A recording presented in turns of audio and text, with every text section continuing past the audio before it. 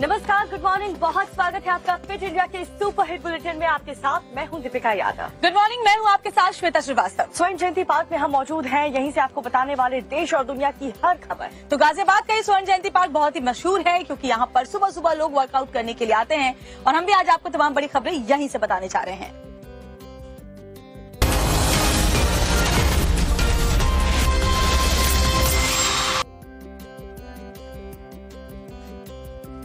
और आज की बड़ी खबर के साथ बुलेटिन की शुरुआत करने जा रहे हैं, जहां स्वाति मालीवाल मारपीट मामले में बड़ा अपडेट ये है, एम्स ट्रॉमा सेंटर में मालीवाल का मेडिकल हो चुका है। जी, अल्ट्रासाउंड और MRI टेस्ट यहां पर स्वाति मालीवाल का हुआ है। आपको बता दें, ये बड़ी खबर, मालीवाल का MRI और अल्ट्रासाउंड टेस्ट के बाद मालीवाल की शिकायत पर दरअसल विभव पर FIR दर्ज हुई थी। स्वाति ने कहा था कि लात और थप्पड़ से उन्हें मारा गया है। स्वाति ने ये भी कहा था कि मेरी बॉडी पर हमला किया गया। देर रात विभव कुमार के घर पुलिस भी पहुंची, लेकिन विभव नहीं मिले। तो ये बड़ी खबर आपको बता रहे हैं। पहली जो बड़ी जानकारी आज की है, स्वाति मालीवाल मारपीट मामले में एम्स ट्रॉमा सेंटर में मालीवाल का मेडिकल हो चुका है क्योंकि उन्होंने लिखित शिकायत दे दी है। कल सोशल मीडिया पोस्ट भी उन्होंने इसको लेकर के किया था कि अब उन्होंने लिखित शिकायत दे दी है। मालीवाल का MRI और अल्ट्रासाउंड टेस्ट हो गया है। तो एक के बाद एक जो तमाम अपडेट्स हैं वो पॉइंट वाइज सिलसिलेवार तरीके से हम आपको बता रहे हैं। इस पूरे मामले को लेकर के स्वाति ने कहा था कि लात और थप्पड़ से उन्हें मारा गया था।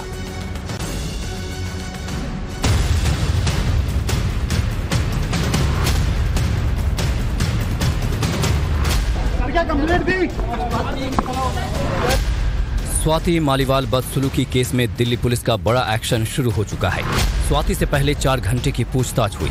उनके लिखित शिकायत पर केजरीवाल के निजी स्टाफ विभव कुमार पर FIR की गई।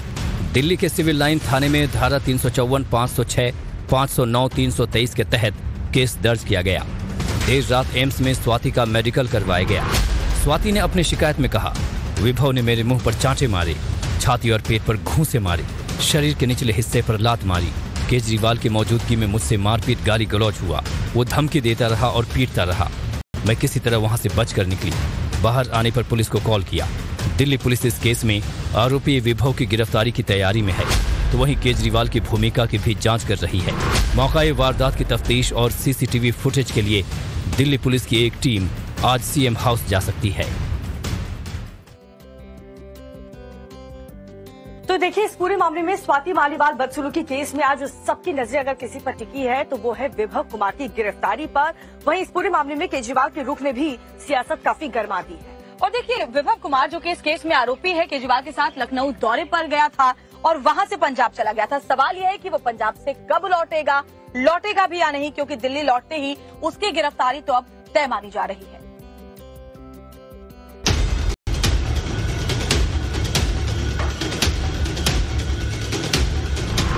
अरविंद जी, स्वाति मालीवाल के मामले में अभी तक आप कुछ बोले नहीं है।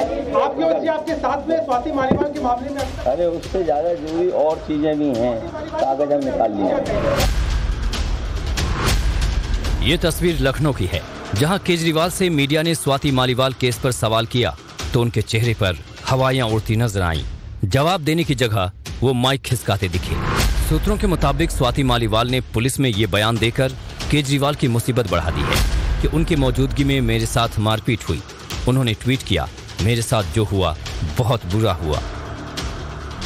मुझे आम आदमी पार्टी के सीनियर लीडर ने बताया, जो मैं बोल रहा हूं बड़े जिम्मेवारी से बोल रहा हूं, जब स्वाति मालीवाल जी को पिटवाया जा रहा था तो सुनीता केजरीवाल जी आदेश दे रही थी कि इनको मारा जाए, पीटा जाए।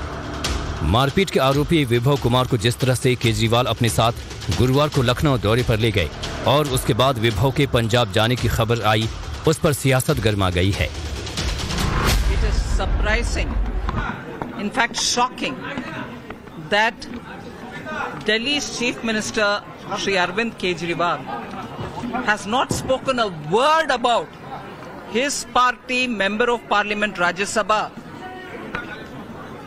Swati Maliwal, who was misbehaved with, beaten up in CM's residence. महिलाओं के साथ अगर कहीं भी अत्याचार हो रहा है, कुछ भी गलत होता है, तो हम उन्हीं के साथ खड़े हैं। मैं हमेशा महिलाओं के साथ ही खड़ी रहती हूँ, चाहे किसी भी पार्टी। इस विवाद में आम आदमी पार्टी में रही दिल्ली बीजेपी नेता शाजिया इल्मी ने भी कहा, विभव का वर्क प्रोफाइल केजरीवाल की बात मानना है।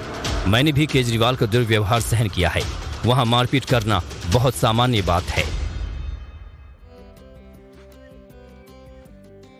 और देखिए, अरविंद केजरीवाल लगातार चुनावी प्रचार कर रहे हैं और एक बार फिर से उन्होंने इस बात का दावा किया कि अगर बीजेपी सत्ता में आती है तो उत्तर प्रदेश के मुख्यमंत्री को पद से हटा दिया जाएगा। तो अरविंद केजरीवाल के इस बयान पर खुद मुख्यमंत्री योगी आदित्यनाथ ने पलटवार किया है और साथ ही जौनपुर में प्रधानमंत्री नरेंद्र मोदी ने भी करारा हमला बोला है अरविंद केजरीवाल पर। सुनिए।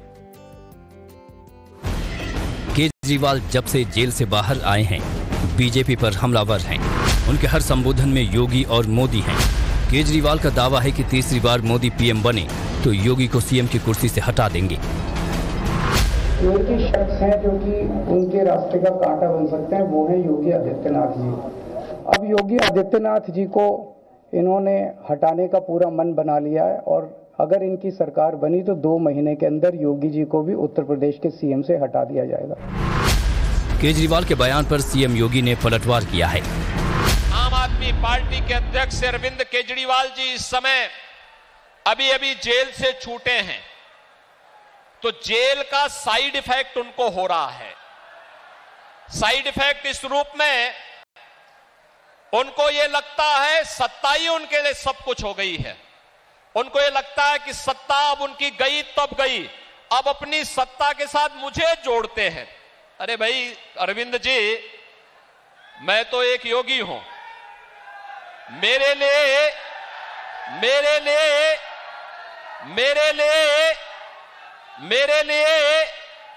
नेशन फर्स्ट है।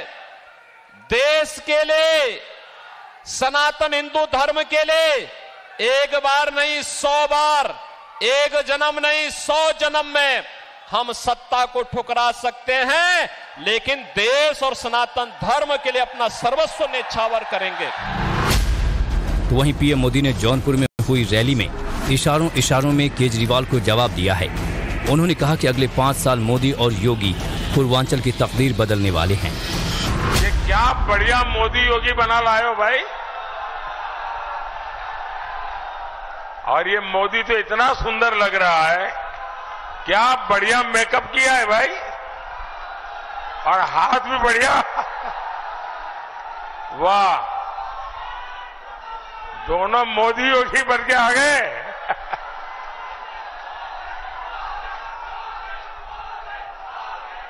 शाबाश शाबाश।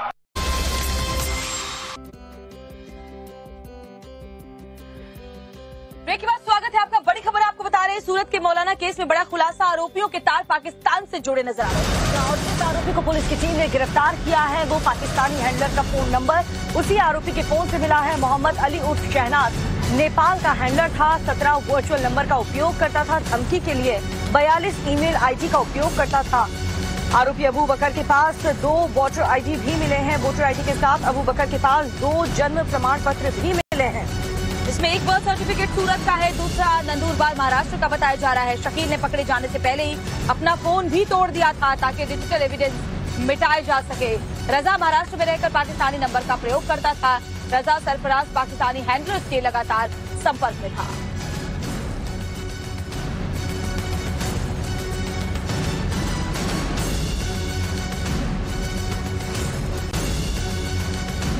में लोकसभा चुनाव चल रहा है और पश्चिम बंगाल के बाद ओडिशा से भी चुनावी हिंसा की खबर सामने आई है। ओडिशा के खलीकोट विधानसभा क्षेत्र में दरअसल पोस्टर लगाने को लेकर के बीजेपी और बीजेपी के जो समर्थक हैं वो आपस में भिड़ गए और इस जबरदस्त हिंसा में बताए जा रहे कार्यकर्ता की मौत भी हो गई है, जिसके बाद वहां हालात तनावपूर्ण बने हुए हैं। देखिए रिपोर्ट पूरी खबर।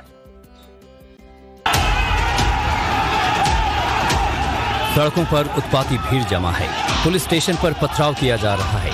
भीड़ के तांडव को रोकने के लिए पुलिस एक्शन मोड में दिख रही है। महिलाएं भी पुलिस से भिड़ती हुई नजर आ रही हैं।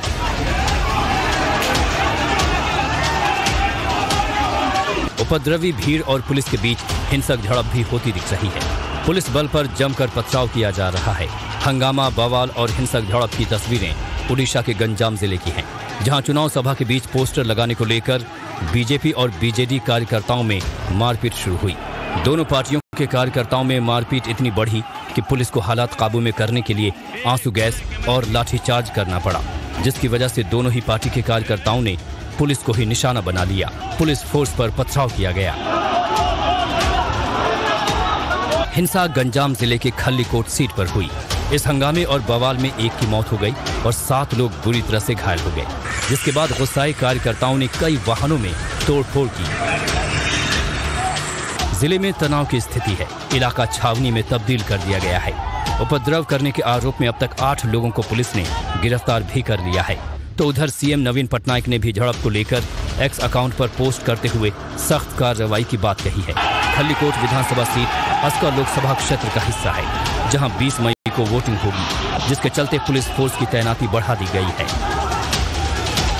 और सुबह 7:30 बजे का वक्त है, लेकिन धूप कितनी तेज है दीपिका, वो हम देख रहे हैं, क्योंकि बाहर जब हम होते हैं तो गर्मी को अच्छे तरीके से महसूस कर पाते हैं और समझ सकते हैं तापमान कितनी तेजी के साथ बढ़ता जा रहा है। जी और कुछ ऐसा ही मामला सामने आया है। देश में आईएमडी की तरफ से जो रिपोर्ट रिलीज की गई है, उसमें गुजरात से लेकर के राजस्थान, पश्चिम से लेकर के उत्तर तक कई राज्य में लू को लेकर के ऑरेंज अलर्ट जारी किया है मौसम विभाग की तरफ से, तो सभी को सावधान रहने की जरूरत है। देखिए रिपोर्ट।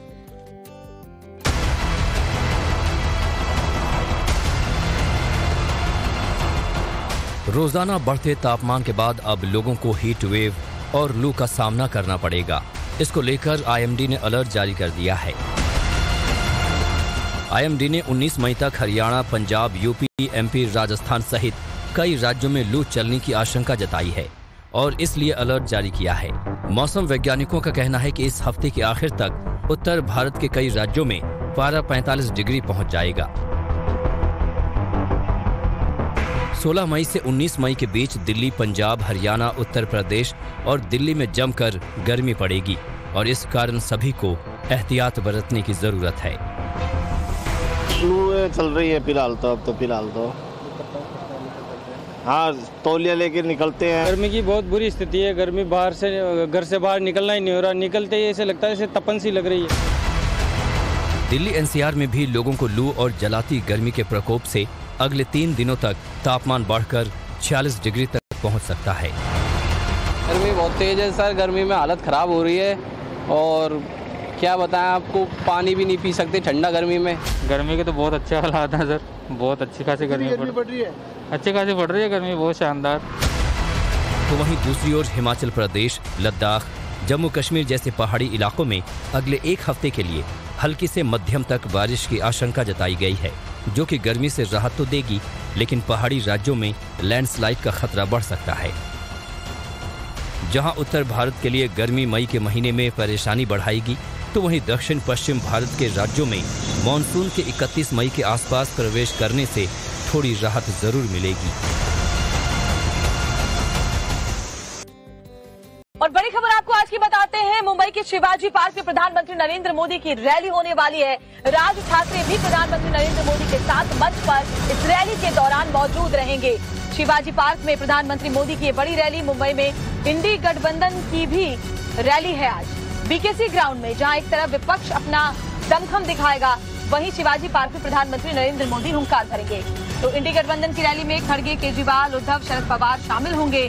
तो शाम 6 बजे इंडी गठबंधन की रैली, लेकिन में गांधी परिवार से कोई शामिल नहीं होने वाला है। तो ये बड़ी सियासी खबर आज की मुंबई से, जहां शिवाजी पार्क में एक तरफ प्रधानमंत्री नरेंद्र मोदी होंगे, राज ठाकरे उनके साथ होंगे और इंडी गठबंधन की रैली बीकेसी ग्राउंड में होगी।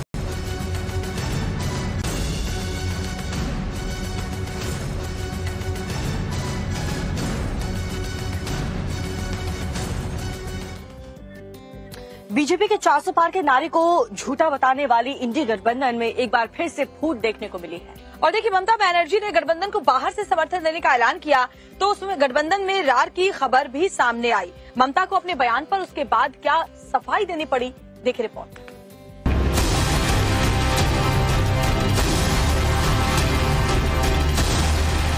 इंडी गठबंधन को बाहर से समर्थन देने के बयान को लेकर ममता बनर्जी ऐसी घिरी कि 12 घंटे के अंदर ही उन्हें सफाई देनी पड़ गई। उन्होंने कहा, मेरी बातों को गलत ढंग से लिया गया। আমি বলেছি বাংলায় কোনো জোট নেই, কিন্তু ইন্ডিয়ায় যে জোটটা ওটা আমি তৈরি করেছিলাম, ওই জোটটা দিয়ে আমরা সরকার তৈরি করব, আমরা জোটে থাকবো, জোটে আছি আমরা। दरअसल ममता बनर्जी के उस बयान के बाद बंगाल कांग्रेस के नेता अधीर रंजन चौधरी ने कहा कि अगर बीजेपी की तरफ पलड़ा भारी रहा तो वो उस तरफ भी जा सकती हैं। मुझे उनके ऊपर कोई भरोसा नहीं है, क्योंकि उन्होंने गठबंधन तोड़ा था और इसे सबने देखा है। अधीर रंजन के पलटवार के बाद सीपीएम महासचिव सीताराम येचुरी ने भी ममता पर खुलकर हमला बोला। बाहर से अगर समर्थन देनी है तो मतलब ये है कि आगामी अगर सरकार बनी तो उसका भी हिस्सेदारी नहीं होगी उनकी। तो इस तरीके से उनकी जो दुविधा है वो स्पष्ट रूप से सामने नजर आ रही है। ममता के बयान पर इंडी गठबंधन में मची खलबली पर बीजेपी ने तंज कसा।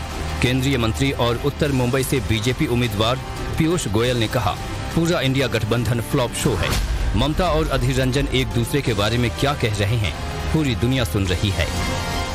क्या जलपान करेंगे? ये तो कुर्सी आपस में निशान और इंडिया लाइन्स पूरा फ्लॉप शो।